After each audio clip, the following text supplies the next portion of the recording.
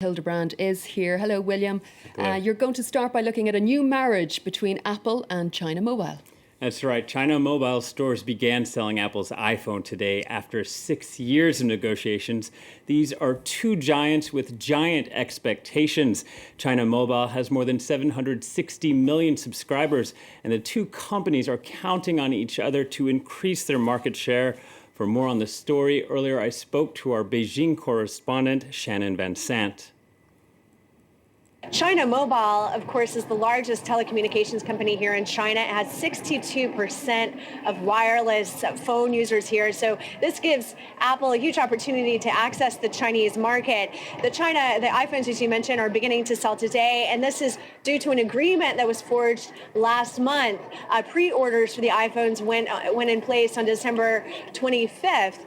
And the talks between China Mobile and Apple for this deal began several years ago in 2007. And the talks have been very fitful. There have been various reports over the last several years about China Mobile and Apple failing to come to a deal, which it finally did do last month. So this is very significant news for Apple and China. And the iPhones here are going on sale for about $100 a month. And that's still very pricey here for Chinese mobile phone users. And closer to home, here in France, this Friday, the government will lead negotiations between employers and unions. Yes, these talks could lead to major reforms.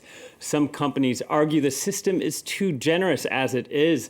Nicholas Rushworth takes a look at two French people who are currently out of work and their attitudes towards the system.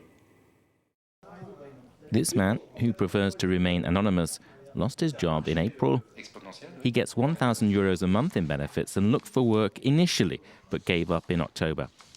He says he worked hard while in employment. The dole now is a well-earned rest.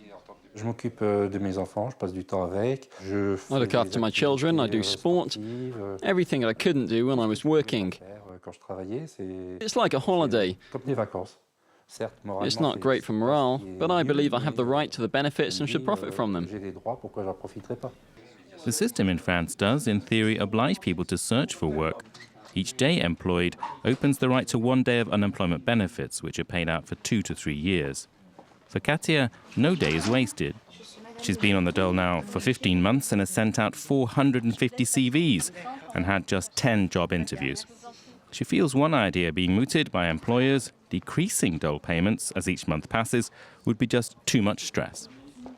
That's going to add pressure. It won't relax me, that's for sure. I honestly don't see what more I can do now in terms of searching for a job.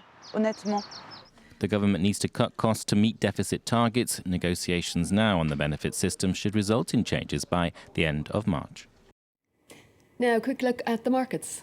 That's right. Asia stocks are mixed Friday. This is ahead of China releasing economic data next week. Analysts expect China's economy to continue slowing in the first quarter. The Shanghai Composite slid 0.6% as initial public offerings resumed after a more than 15-month freeze.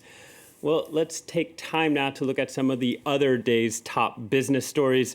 The U.S. Senate easily passed a $1.1 trillion spending bill. This effectively ends the threat of a government shutdown until the end of September. It marks a truce, at least a temporary one, after years of budget battles between Democrats and Republicans. The bill now goes to President Barack Obama, who's expected to sign it. The world's largest chip maker, Intel, says its net profits sank 13% last year.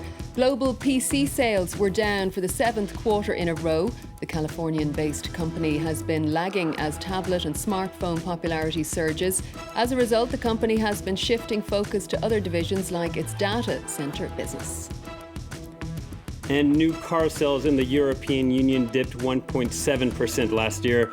Italy saw the biggest fall at 7.1%, followed by France's 5.7% decline. But even the EU's strongest economy wasn't immune.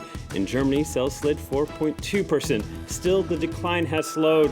In 2012, sales plunged 8.2%, which was the sector's worst result for 18 years.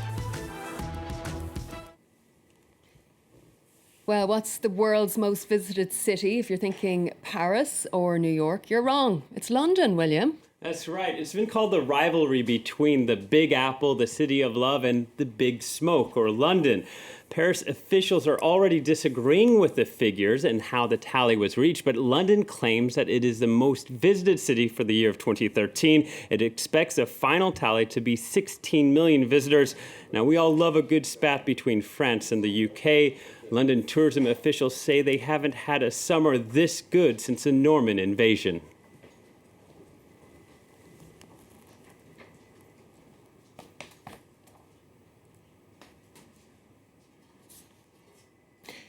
Now we're going to go to Florence Villeminot for a review